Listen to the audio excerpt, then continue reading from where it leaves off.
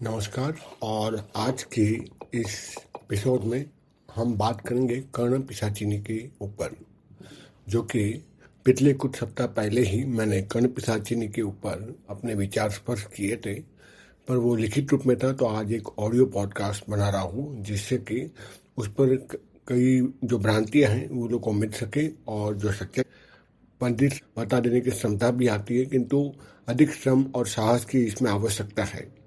वर्तमान में चाहे विश्व में किसी भी हिस्से की बात पूछ ली जाए, कर्ण पिशाचिनी इसका उत्तर देती है। वो एक हद तक व्यक्ति के अंतःस्थल के विचारों को भी जान सकती है, किंतु विचारों को जानना और बदलने की शक्ति कर्ण पिशाचिनी में नहीं है। लोगों को चमत्कृत कर देने के लिए अपने प्रावधान गोपीराज कविराज एक महासिद्धू हुए और योगीराज अरविंद दक्षिण पांडिचेरी के, इनके पास भी बहुत सारी सिद्धियां थी, लेकिन कौन इनको सिद्धियों को देखने आता था, किंतु उनसे मिलने के लिए कौन लालायित नहीं था। वे लालायित थे उनके ज्ञान को प्राप्त करने के लिए, जिससे कि ईश्वर दर्शन किया जा सके।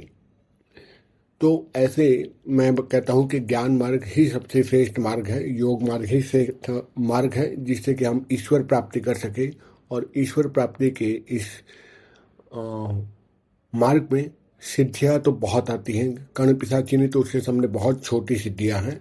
सच कहूँ तो ज्ञान मार्ग का अगर रहस्य खुल जाता है तो ये कह सकते हैं कि आपको बहुत सारी सिद्धियां मिलती है। इसलिए मुक्ति के मार्ग में सिद्धियों को प्राप्त करना अच्छा नहीं माना जाता। अब हम लेकिन यहाँ पर कहूँगा कि ग्रहण काल में इसको सिद्धि करने की विधान भी है, पर पवित्रकरण और शुद्ध अंतकरण से मंत्र जाप करने का इसमें विधान नहीं है, क्योंकि ये मूल रूप से शमशान की साधना है और घर पे करना अच्छा नहीं माना जाता, क्योंकि ये मसानी विद्या है और इसका स्वभाव जो है साधना का वो एक तमोगुणी है। तमोगुणी होने के कारण आपका मन भी बिल्कुल निकृष्ट कर देगा। और जो ब्राह्मण है संध्या उपासना करते, गायत्री मंत्र जाप करते, योग साधना करते, ज्ञान मार्ग के जो पथिक है, उन्हें ऐसी साधना से हमेशा दूर ही रहना चाहिए, क्योंकि इसके कुछ विपरीत भी गुण कई बार लोगों को मिल चुके हैं।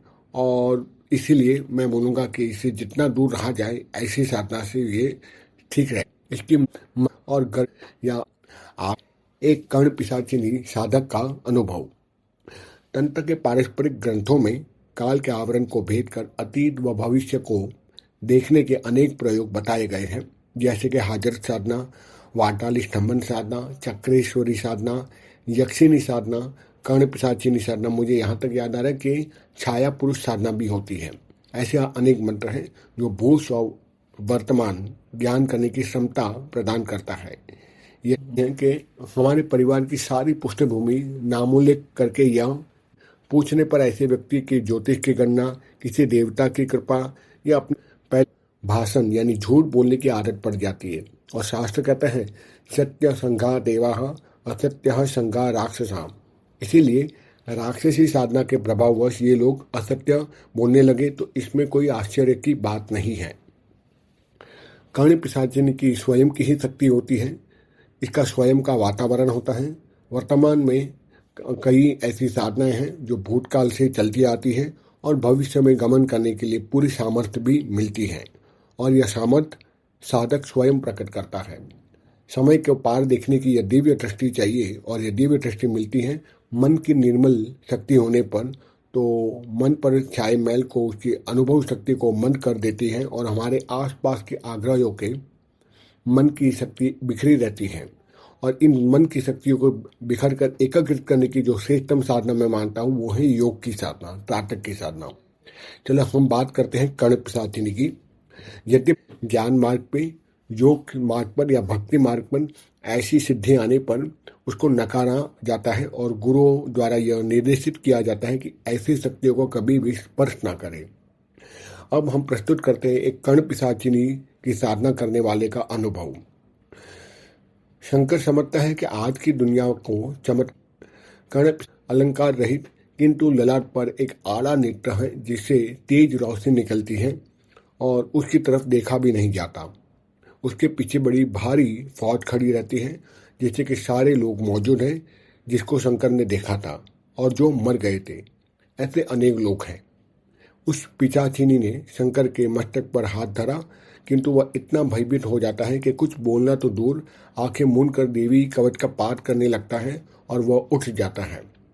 क्षण व्यक्ति और बिना इच्छा के वचन के कारण इनको काम करना पड़ता है।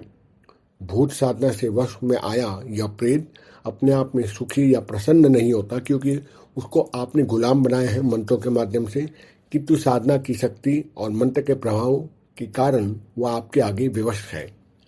कर्णपिशाचिनी साधना करते समय सभी को इस बात का विशेष ध्यान रखना है कि आपको अकेले में ही साधना करनी है, क्योंकि साधना करते समय अनेक, तो सबको अलग अलग अपने पॉडकास्ट समाप्त करता हूँ। आशा रखता हूँ कि कुछ आपको विशेष ज्ञान प्राप्त हुआ होगा कर्णपिशाचिनी व साधना के बारे में। और यदि आप चाहते हैं कि मैं इसके मंत्रों का, साधना का उजागर करूँ, तो मुझे कम से कम 50 कमेंट चाहिए, तो मैं अवश्य ही पूरा उसका विधि विधान आपके सामने स्पष्ट कर दूंगा।